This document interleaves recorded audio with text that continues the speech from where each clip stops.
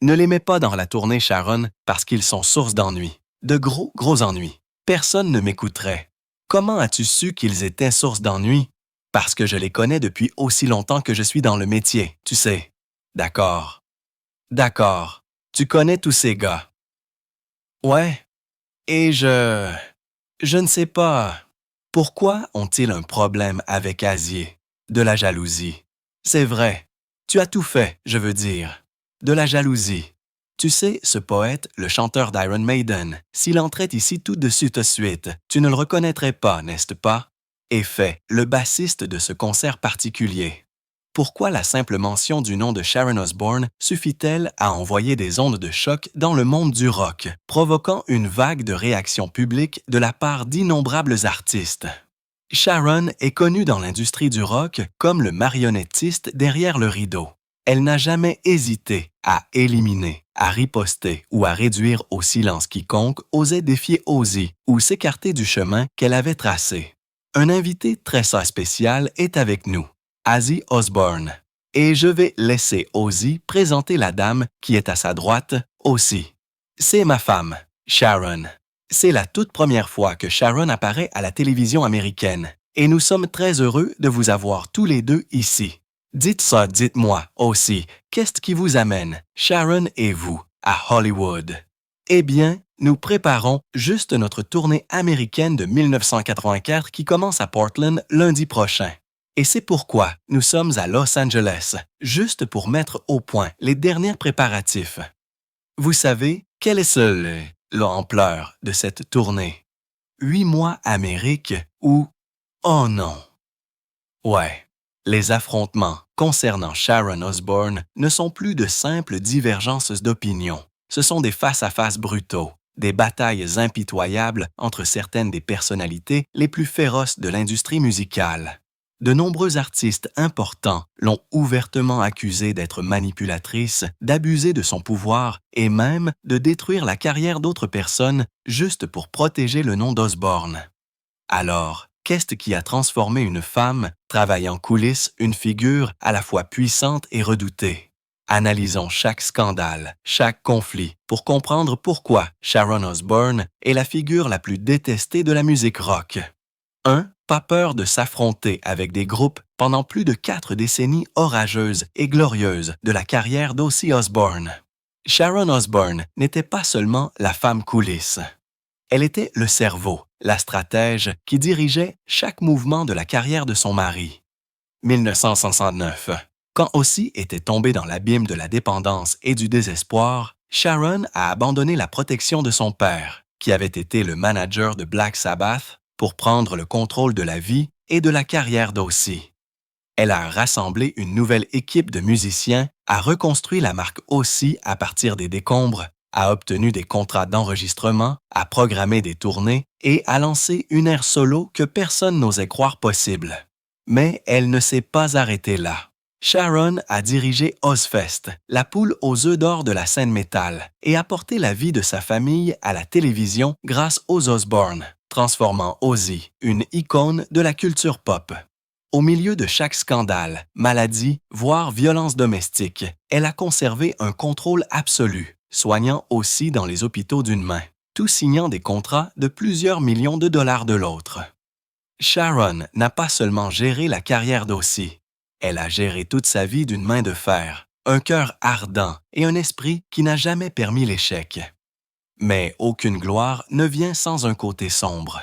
Derrière les projecteurs scintillants se cachaient des contrats de rompus, des promesses oubliées et des artistes qui quittaient le navire avec amertume. Pour Sharon, il n'y avait pas de place pour la sentimentalité. À faire, elle s'est assurée que personne d'autre qu'elle ne détienne le pouvoir. Comme elle l'a déclaré un jour, « Je dois savoir plus que quiconque et être plus forte que quiconque ». Ce principe a fait d'elle une force avec laquelle il faut compter et aussi la raison pour laquelle beaucoup ne pouvaient pas la supporter ou ne pouvaient pas survivre travaillant avec elle. Sharon s'est affrontée à de nombreux groupes au point que la réputation d'Ozzy a souffert. Mais quels étaient exactement ces différends? Le premier incident remonte à la fin des années 1970, quand Ozzy Osbourne a été renvoyé de Black Sabbath. Les musiciens Bob Daisley et Lee Kerslake ont contribué à relancer sa carrière avec 2 albums légendaires, Blizzard of Oz et Diary of a Madman. Ils n'étaient pas seulement des interprètes, ils étaient c'était des cosaques, auteurs clés qui ont façonné le son et l'âme artistique de ces albums. Mais alors que les projecteurs étaient braqués sur Ozzy, leurs noms ont été relégués à la marge. Les tensions ont couvé. Je veux dire, tout part d'un point de vue musical, mais c'est toute ma vie, mon enfance, comment je suis entré dans la musique, vous savez, tout ça. Et je pense que le principal argument de vente de ce livre, et je pense que ce que beaucoup de fans aimeraient savoir, c'est évidemment, vous et Lee, vous avez quelque sorte été la première ligne de Blizzard of Oz, ce qui a quelque sorte lancé la carrière solo d'Osbourne. C'est exact.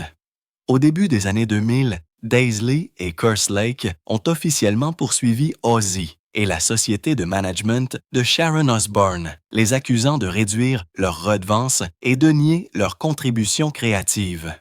Ils ont exigé une reconnaissance et une part des revenus des 2 albums, qui sont désormais des pierres angulaires de l'histoire du hard rock et du heavy metal. Le procès a duré 3 ans et a suscité d'intenses débats parmi les fans. Plutôt que de céder, Sharon a riposté par une mesure très controversée. Elle a ordonné que la batterie et la basse soient réenregistrées pour les 2 albums, remplaçant les parties de Kerslake et Daisley par des performances de différents musiciens. La réédition de 2002 a été un choc. Toute trace des collaborateurs originaux a été effacée de l'enregistrement officiel. Pour de nombreux fans, il ne s'agissait pas simplement d'une réédition, mais d'une effraction. L'indignation a éclaté. Les fans ont déclaré que les nouveaux enregistrements manquaient d'âme et dépouillaient les albums de l'émotion brute qui avaient fait des classiques. Les critiques ont dénoncé la décision de Sharon comme une politique de pouvoir dans l'art.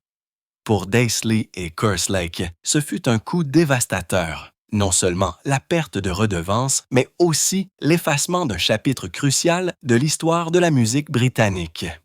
Légalement, le tribunal a rejeté la poursuite, invoquant l'insuffisance de preuves pour contraindre l'équipe d'Ozzy à verser les sommes demandées.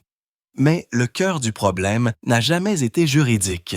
Et c'était le bras de fer entre l'éthique artistique et la stratégie commerciale impitoyable. Daisley a révélé plus tard qu'il avait été contraint de signer des contrats défavorables dans les années 1980 et qu'il avait même été menacé d'être remplacé s'il ne se conformait pas aux exigences de Sharon. L'histoire est devenue encore plus amère quand Ozzy a admis plus tard dans ses mémoires qu'il n'était absolument pas au courant que sa femme avait remplacé les pistes originales sur les rééditions. Il a même avoué avoir été passif dans certaines de ses décisions. Mais ce n'était que le début. Une autre querelle notoire a éclaté quand Sharon Osbourne a repris la gestion des Smashing Pumpkins à la fin de 1999. Beaucoup dans l'industrie s'attendaient à des étincelles de l'association de la reine du rock et de l'un des groupes alternatifs les plus emblématiques. Mais la réalité a été un désastre. Quelques mois plus tard, Sharon a brusquement démissionné, laissant un fossé entre les 2 parties. Dans un courriel annonçant son départ, elle ne s'est pas retenue, qualifiant le chanteur Billy Corgan de quelqu'un qui la rendait malade et qui était trop infantile pour survivre dans le monde brutal du divertissement. La retombée a dégénéré. Une guerre silencieuse de remarques acerbes a éclaté entre Sharon et Corgan, échangée par le biais de la presse et des courriels. Sharon est quelqu'un qui ne tolère jamais d'être mis au défi, avec sa volonté de faire et son habitude de tout contrôler. Elle ne pouvait pas supporter la nature imprévisible, introvertie et indépendante de Corgan. Un point de friction majeur est survenu quand Sharon a visité le plateau du clip vidéo de Stand Inside Your Love, où le groupe était vêtu d'une tenue gothique fortement symbolique. Sharon s'y est immédiatement opposée, disant que le look était trop bizarre, invendable et incompatible avec le retour commercial du groupe. Mais Corgan a tenu bon, ignorant les avertissements du manager vétéran et refusant de compromettre sa vision. Privée de son contrôle, Sharon est entrée dans une rage folle. Elle s'est publiquement moquée de Corgan, le qualifiant de grand escogriffe chauve-robe, une attaque sauvage à la fois contre son apparence et sa personnalité excentrique. Pendant ce temps, Corgan est resté silencieux, ne répondant pas directement, mais utilisant son indifférence pour provoquer davantage la fierté de la femme puissante. Leur relation s'est rapidement rompue. Les plans de remaniement de l'image du groupe et des campagnes de promotion se sont effondrés. Le groupe n'avait plus de direction commune avec son manager et Sharon, connu pour ne jamais rester sur un navire perdition, s'est retiré. Mais son départ n'a pas été discret. Il a déclenché une tempête d'insultes publiques décrites par les médias comme un divorce industriel. Vous pensez que le drame de Sharon Osbourne dans le rock est terminé. Détrompez-vous. Vous n'avez pas vu Ozzfest 2005. Ce qui aurait dû être un festival de rock phare s'est transformé en un champ de bataille chaotique, où la musique a été noyée parce que beaucoup ont considéré comme un sabotage malveillant. La crise a atteint son apogée quand Iron Maiden, l'une des têtes d'affiche, est montée sur scène pour être frappée par une série de perturbations. Leurs microphones ont été coupés à plusieurs reprises. Le son a disparu au milieu d'une chanson et le public a été incité à lancer des œufs, des capsules de bouteilles et même de la glace sur le groupe. Tous les yeux se sont tournés vers Sharon Osbourne, la fondatrice d'Ozzfest et la femme d'O.C. Les allégations se sont répandues rapidement.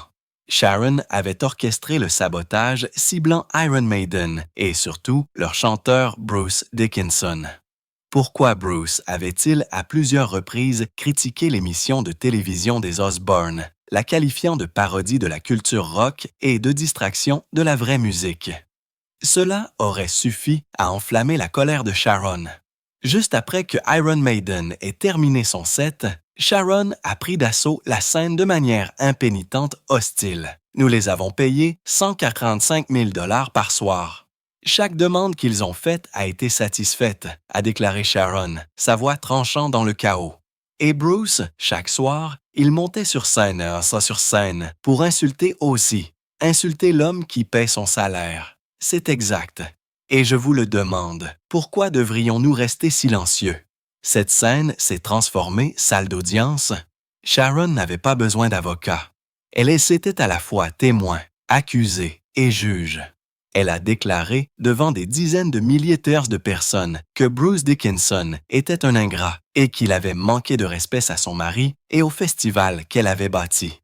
L'atmosphère est devenue suffocante, non pas à cause de la chaleur, mais à cause du poids des accusations et du profond fossé entre les fans.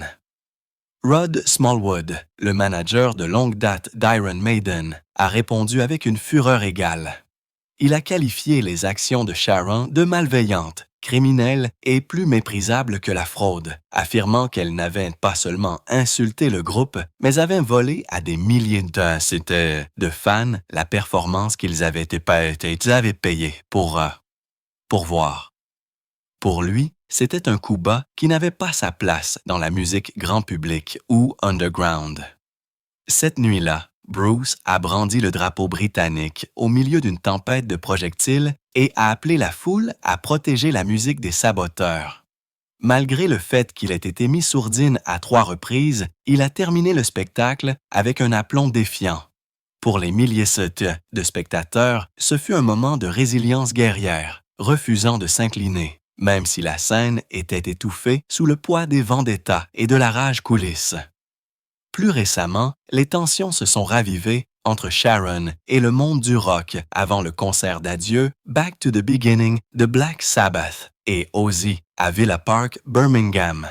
Le 5 juillet 2025, Sharon a soudainement annoncé qu'elle avait exclu un groupe de la programmation parce que son manager essayait de profiter trop de l'événement commémoratif. Elle a déclaré « Ce n'est pas le moment de se faire de l'argent ». Elle a qualifié le manager d'homme menteur et l'a mis au défi de monter sur scène et de se disputer. Et maintenant, la vue d'ensemble devient plus claire que jamais. Un schéma qui se répète encore et encore.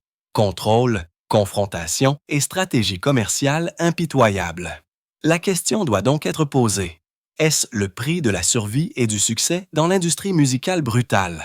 Que pensent vraiment les groupes de rock de Sharon Osbourne? 2. Quand les stars du rock s'expriment.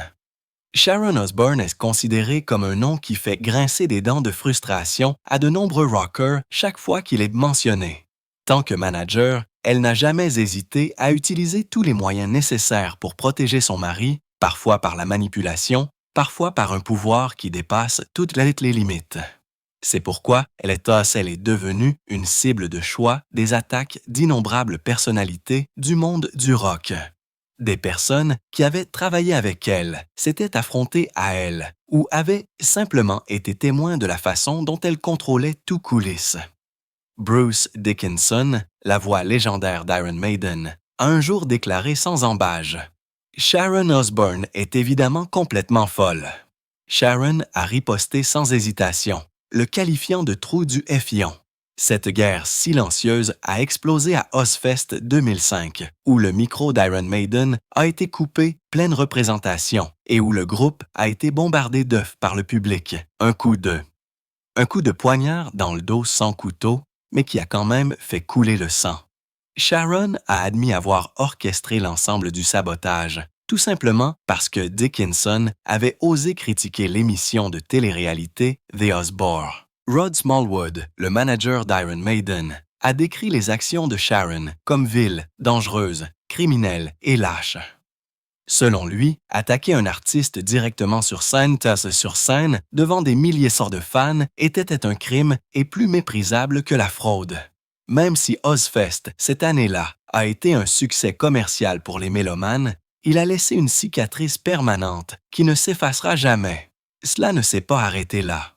Une bataille amère avec d'anciens camarades de groupe, Bob Daisley et Lee Kursaki, a brossé un tableau encore plus précis de la nature contrôlante de Sharon.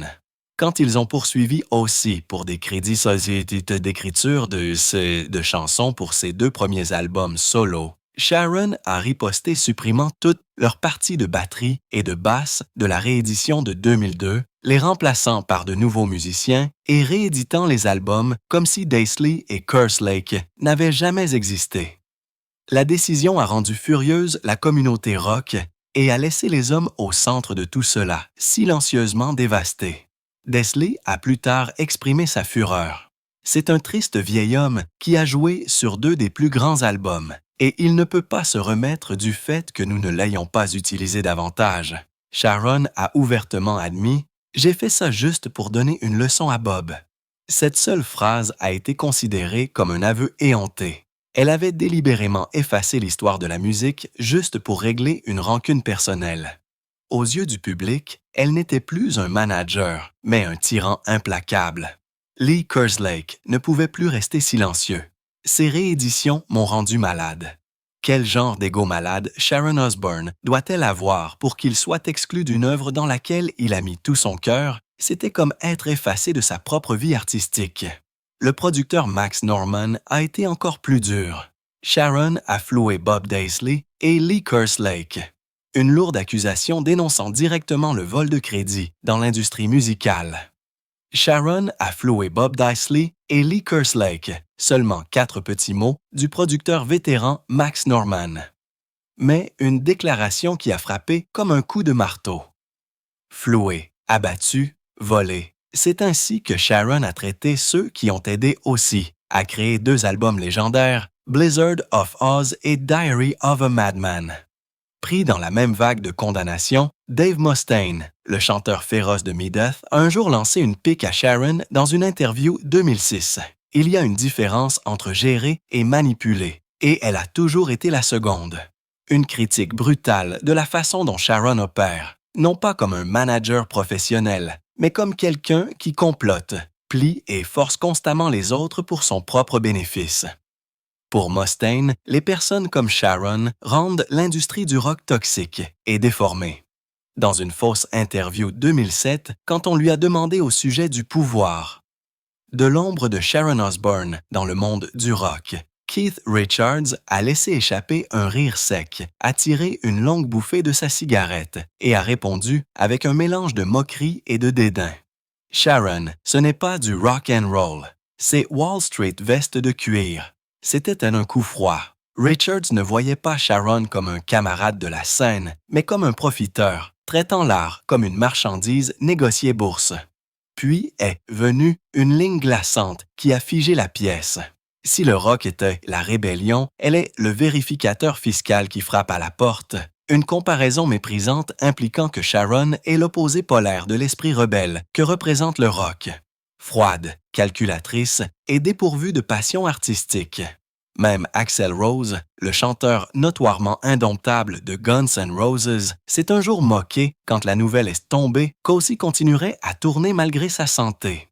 Sharon ressusciterait aussi, juste pour vendre un T-shirt de plus.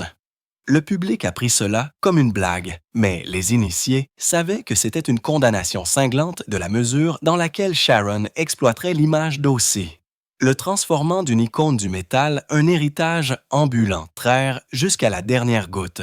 Même sur les forums de fans comme Reddit, Sharon est devenue une méchante à part entière.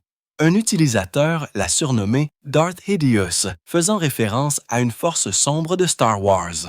Un autre commentaire amer disait « Elle a soif d'argent et fera faire une tournée à Ozzy jusqu'à ce qu'il s'effondre sur scène. » Pour eux, Sharon ne lâchera jamais la scène, même si cela signifie l'effondrement d'Ozzy. Un autre utilisateur s'est moqué de Sharon assumant le rôle du méchant dès le début, ce qui a permis à Ozzy d'assumer le rôle de l'idiot maladroit, ce qui implique que l'image d'imbécile innocent d'Ozzy n'était qu'un masque. Pendant que Sharon tirait toutes as les ficelles coulisses, elle planifiait les stratégies, manipulait coulisses et construisait toute la marque Osbourne à un coût que personne n'attendait, la dignité des autres. C'est ça. Des collègues aux managers passant par les fans, ceux qui sont sortis de l'orbite d'Osbourne sont souvent repartis avec le même verdict. Sharon Osbourne n'est pas seulement une femme puissante dans le rock. C'est une contrôleuse, une manipulatrice et quelqu'un qui est prêt à écraser le passé tant que cela sert le présent. Dans ce jeu, l'art est l'échiquier et Sharon est le joueur qui ne lâche jamais les pièces. 3. Une contrôleuse et une manipulatrice à la télévision.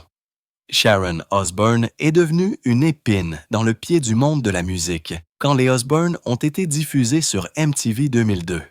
Le public mondial a vu non seulement une famille de rockers chaotiques, mais aussi un empire interne où Sharon était au centre du pouvoir. Dans chaque plan, Ozzy apparaissait confus, épuisé ou désorienté, et Sharon, vive et autoritaire, se montrait toujours, juste à temps pour corriger, ordonner ou régler les choses. Les téléspectateurs ont d'abord cru qu'Ozzy était le personnage principal, mais après quelques épisodes, la vérité a éclaté. Le prince des ténèbres était devenu un personnage secondaire dans sa propre maison. Sharon contrôlait l'horaire, supervisait les enfants et s'immisçait même dans des détails comme les lignes de dialogue et le temps d'écran de chaque membre de la famille. Il ne s'agissait pas d'amour familial. Il s'agissait de tout maintenir sur les rails exactement comme Sharon voulait que l'émission soit lancée et survive. Elle n'appelait pas aussi chérie ou Marie. Au lieu de cela, son ton était souvent brusque, donnant des ordres courts et précis. Ozzy restait parfois assis silence, perplexe devant les caméras, ne sachant pas ce qui se passait, pour se faire dire à nouveau par Sharon « Parle dans le micro ». Ils ne peuvent-ils pas t'entendre, comme s'il était un acteur de soutien dans la télé-réalité de sa propre vie. Ozzy ne jouait pas le rôle principal, il était embauché. Des initiés de l'industrie ont noté « Les Osbébor n'étaient pas une émission sur une famille rock, mais une expérience de pouvoir où Sharon était la scientifique et Ozzy le rat de laboratoire. Ses pertes de mémoire, ses digressions, ses divagations et ses marmonnements incohérents n'ont pas été coupés. » Parce que Sharon pensait que c'était de l'or à la télé. Mais cela a révélé une vérité glaçante. L'état mental d'Ozzy était utilisé pour faire rire, tandis que le contrôle appartenait entièrement à Sharon. Elle ne se contentait pas de gérer l'horaire de tournage. Elle supervisait la façon dont Ozzy s'habillait, parlait et bougeait. Une fois, quand Ozzy a demandé à terminer le tournage plus tôt raison de la fatigue, Sharon aurait crié à l'équipe « N'arrêtez pas. Si nécessaire, je parlerai pour lui. » Les Osbourne ont transformé Ozzy, d'une icône rebelle, un vieil homme sénile aux yeux des jeunes téléspectateurs. Et Sharon a été celle qui a reconstruit cette image, non pas pour la musique, mais pour l'image de marque télévisée. Sa sauvagerie est devenue une blague inoffensive, tandis que Sharon est devenue une star de la télé-réalité, sortant de l'ombre pour se retrouver sous les projecteurs, brandissant son fouet invisible. Après l'émission, Sharon a assumé les rôles d'animatrice de talk show, de juge et de reine de la confrontation à la télévision américaine. Pourtant, elle a apporté avec elle une présence puissante et polarisante. Dans la version britannique de X Factor, Sharon aurait donné à sa collègue juge Dannii Minogue l'impression d'être procès plutôt que dans un jury. Leur conflit a éclaté après que Sharon a publiquement déclaré que Dannii avait été embauchée uniquement pour son apparence et qu'elle n'avait rien apporté à l'industrie musicale. Le départ de Sharon de l'émission est survenu rapidement par la suite, laissant derrière lui l'écho d'une bataille féministe sans vainqueur clair. Peu de temps après, Sharon a rejoint America's Got Talent, où elle semblait contrôler non seulement le rythme de la scène, mais aussi le récit coulisses. Quand son fils Jack Osbourne a été coupé d'une émission dérivée raison de sa maladie, Sharon n'est pas restée silencieuse. Elle a accusé NBC de discrimination et s'est immédiatement retirée de l'émission, déclarant que leur éthique ne pouvait pas coexister avec son honnêteté. C'est l'un des rares moments où un juge s'est retourné contre le réseau même qui l'employait. Mais la reine la plus brutale a peut-être été The Talk, où Sharon était autrefois considérée comme un pilier au siège chaud. Lors d'une émission particulièrement explosive, elle a activé son mode contrôle si intensément qu'elle a publiquement réprimandé sa co-animatrice Cheryl Underwood pour avoir osé remettre question sa défense des remarques racistes de Piers Morgan. Sharon a bruyamment défendu son amie et a exigé que Cheryl l'éduque, figeant le studio dans un silence glacial, laissant le public stupéfait. L'affrontement ne s'est pas arrêté à l'antenne. Sharon a ensuite été accusée d'utiliser régulièrement un langage discriminatoire et offensant coulisses, ciblant à la fois la race et le sexe. D'anciens collègues, comme Leah Remini, ont confirmé les allégations selon lesquelles Sharon avait utilisé des insultes raciales envers les Asiatiques et avait insulté un producteur homosexuel avec des surnoms vulgaires. Ces accusations ont anéanti son image de reine de la télévision presque du jour au lendemain. CBS a été forcé de lancer une enquête interne et, après un mois de collecte discrète de preuves, elle a annoncé que Sharon quitterait l'émission. Bien que la raison officielle soit restée vague, il était clair que l'explosion à l'antenne et la tempête d'accusations avaient poussé toutes les limites éthiques au-delà du point de rupture. L'une des personnalités les plus fortes de la télévision était tombée dans une crise de crédibilité au moment même où elle dominait les heures de grande écoute. Personne ne nie les compétences de leadership féroce de Sharon, mais cette force a souvent été mal comprise ou peut-être poussée au-delà des limites acceptables par Sharon elle-même. Ce n'est pas une coïncidence si la communauté rock, particulier les fans inconditionnels de Black Sabbath, se réfèrent toujours à Sharon comme la gardienne d'Ozzy au sens métaphorique et littéral. Chaque demande de collaboration, interview ou contrat devait passer par Sharon. Ozzy n'était plus un artiste libre.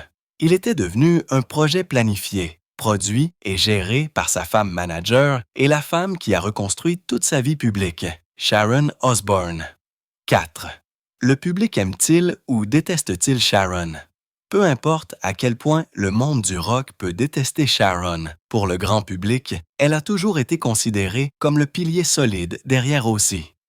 Quand Ozzy Osbourne a été renvoyé de Black Sabbath 1969 raison de sa dépendance, de son manque de contrôle et de son indiscipline totale, il ne lui restait qu'une chambre d'hôtel débordant d'ordures, d'alcool et de drogue. Il a un jour admis qu'il était presque mort à ce moment-là, perdu seul et prêt à abandonner.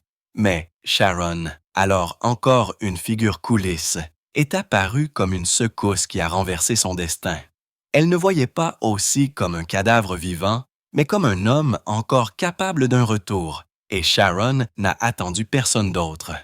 elle s'est fait capitaine du navire perdition nommé Ozzy Osbourne. Sharon a convaincu Ozzy de créer un nouveau groupe solo. Elle a personnellement sélectionné les membres clés du jeune guitariste Randy Rhoads à l'équipe technique. C'est elle qui a signé avec Jet Records et a obtenu des places sur scène pour Ozzy dans des salles qu'il avait rejetées. Personne ne voulait investir dans un drogué usé tout juste renvoyé par Sabbath. Mais Sharon a misé sa réputation et sa carrière sur le fait de remettre Ozzy sur pied. Elle ne s'est pas contentée de gérer l'horaire et la logistique. Elle s'est directement occupée de la presse et a reconstruit l'image d'un artiste talentueux mais troublé qui faisait main temps, tenant un retour. L'un des principaux tournants a été l'album Blizzard of Oz de 1980. Sharon a supervisé chaque étape de la production et a organisé la tournée immédiatement après sa sortie. L'album a été un succès surprise, ramenant Ozzy sur scène et le transformant une icône solo du heavy metal. Mais derrière cette gloire, il y a eu des nuits où Sharon a dû ramener Ozzy dans sa chambre parce qu'il était trop ivre pour marcher.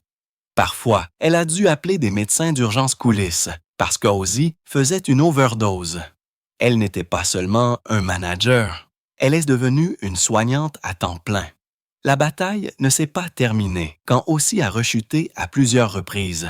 Sharon l'a fait admettre cure de désintoxication près d'une douzaine de fois, chacune étant un pari à quitte ou double. Elle a engagé des gardes du corps pour surveiller chacun de ses mouvements, a contrôlé son téléphone, sa valise, même son compte bancaire, tout pour l'empêcher de s'autodétruire. Quand Ozzy saccageait des chambres d'hôtel ou tentait de se suicider, Sharon était la seule qui pouvait se tenir devant lui, sans peur et sans broncher.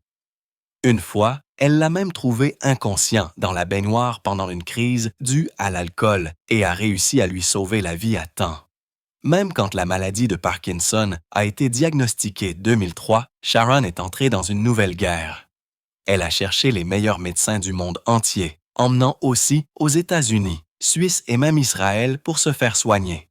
Elle n'a pas seulement travaillé avec des neurologues, elle a assisté à des séances de réadaptation, a reprogrammé des tournées afin qu'eux aussi puissent vivre plus lentement sans quitter la scène. Quand il a dû subir une opération de la colonne vertébrale après une grave chute, Sharon lui a tenu la main avant et après l'opération, ne le quittant jamais un seul instant. Dans la vie quotidienne, Sharon s'occupait de chaque repas, de chaque nuit de sommeil et de chaque dose quotidienne de médicaments pour son mari. Elle a éloigné aussi des déclencheurs de rechute, a programmé des visites d'amis et a contrôlé les médias pour réduire le stress pour lui. Quand il montrait des signes de dépression, c'est Sharon qui le sortait du lit, le forçait à faire de l'exercice et le reconnectait à la vie. Personne d'autre ne pouvait faire ça. Ni les médecins, ni la famille, ni les collègues. Seule Sharon, avec toute la force de son amour et sa volonté de faire, a refusé de le laisser échouer. Cependant, peu importe la contribution de Sharon à la vie personnelle d'Ozzy, aux yeux de la communauté rock, elle a toujours été une épine. De nombreux musiciens de l'industrie ont décrit Sharon comme une maniaque du contrôle, une main de fer enveloppée de velours avec un pouvoir commercial terrifiant, mais sans âme artistique.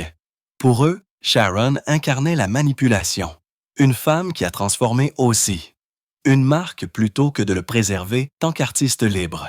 Il ne la méprisait pas pour ses défauts personnels, mais pour avoir corrompu l'esprit du rock and roll. De nombreux collègues l'ont ouvertement qualifiée de patronne sans cœur ou de vendue aux médias.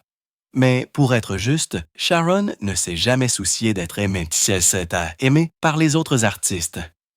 Elle a déclaré à plusieurs reprises sans détour: « Je n'ai pas besoin que les artistes m'aiment, j'ai besoin que mon mari survive. » Cette ligne pour les fans est un amour d'acier, mais pour les initiés de l'industrie, c'est un mépris flagrant pour le soi-disant esprit de camaraderie. Sharon a choisi de se battre pour sa famille et n'a pas hésité à piétiner les émotions de ceux qui n'appartenaient pas à son cercle intime. Même après la mort d'Ozzy, une grande partie de la communauté rock ne l'a pas épargné. D'innombrables articles et publications sur les médias sociaux ont souligné que Sharon avait tenu Ozzy comme une marionnette pendant trop longtemps. qu'Ossie aurait dû prendre ses propres décisions au lieu d'être mené toute sa vie. Ils ont pleuré la perte d'un Ossie rebelle, imprudent et autodestructeur plutôt que celui qui est rené tant que marque de showbiz aseptisé. Et c'est la contradiction la plus profonde que Sharon laisse derrière elle aux fans. Elle est la femme irremplaçable, l'encre éternelle. Mais pour la communauté rock, c'est une force anti-art. Une femme trop intelligente pour être amie avec le chaos. Sharon a peut-être sauvé Ozzy, mais même temps, aux yeux de nombreux artistes, elle lui a aussi arraché un morceau de son âme. Alors, que pensez-vous? Que pensez-vous de Sharon Osbourne?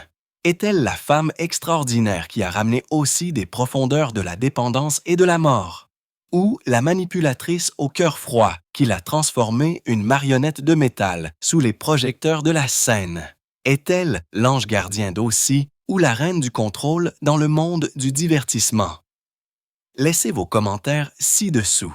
Et n'oubliez pas de vous abonner et d'aimer la vidéo pour ne pas manquer la prochaine histoire captivante des coulisses du monde du rock.